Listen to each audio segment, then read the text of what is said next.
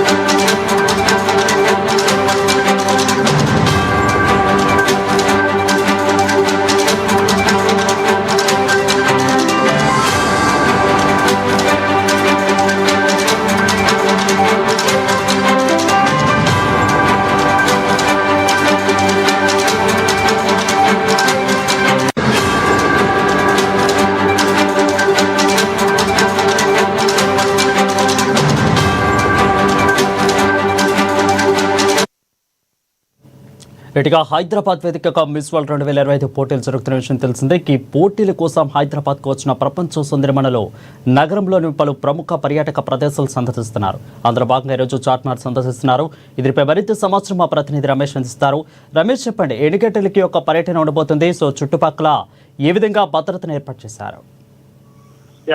ఇప్పుడే కొద్దిసేపటి క్రితం సెక్రటేరియట్ నుంచి ఏర్పాటు చేసినటువంటి స్పెషల్ బస్సులు, ఒక 4 బస్సులని ఏర్పాటు చేయడం జరిగింది వరుణ్. ముఖ్యంగా 100 దేశాలకు పైగా హైదరాబాద్ కు చేరుకున్నటువంటి సుందరిమణులు ఎవరైతే ఉన్నారో వారందరినీ కూడా తెలంగాణకు సంబంధించి, ముఖ్యంగా హైదరాబాద్ కు సంబంధించినటువంటి హెరిటేజ్ ఏవైతే చారిత్రాత్మక కట్టడాలు కానీ మన వారసత్వంగా వస్తున్నటువంటి కట్టడాలకు సంబంధించి, అట్లాగే కల్చర్ కు సంబంధించినటువంటి అవగాహన కల్పించడంలో భాగంగా ఇటు టూరిజం డిపార్ట్మెంట్ కూడా ఇందులో భాగస్వామ్యం అయి ఉంది. ఇప్పటికే జిహెచ్ఎంసీ ఆధ్వర్యంలో ఇటు చార్మినార్ పరిసరాలు, చార్మినార్ తో పాటు పరిసర ప్రాంతాలైనటువంటి చూడి బజార్, లాడ్ బజార్ సంబంధించినటువంటి అటు పరిశుభ్రత గురించి జిహెచ్ఎంసీ అయితే చర్యలు చేపట్టడం జరిగింది. వీరు పర్యటిస్తున్న నేపథ్యంలో ఎలాంటి అవాంఛనీయ సంఘటనలు జరగకుండా సెక్యూరిటీని అయితే బందోబస్తు చేయడం జరిగింది. ముఖ్యంగా ఎవరైతే అలో చేసినటువంటి వ్యక్తులను మాత్రమే సుందరిమణులతో పంపిస్తున్నారు. దాంతో పాటు టీములు కూడా ఎప్పటికప్పుడు ఉంటున్నాయి. అటు ఐఎన్పిఆర్ కి సంబంధించినవి కానీ, దీంతో పాటు టూరిజం డిపార్ట్మెంట్ కి సంబంధించినటువంటి అధికారులు కూడా ఈ కంటెస్టెంట్లతో ఉన్నారు.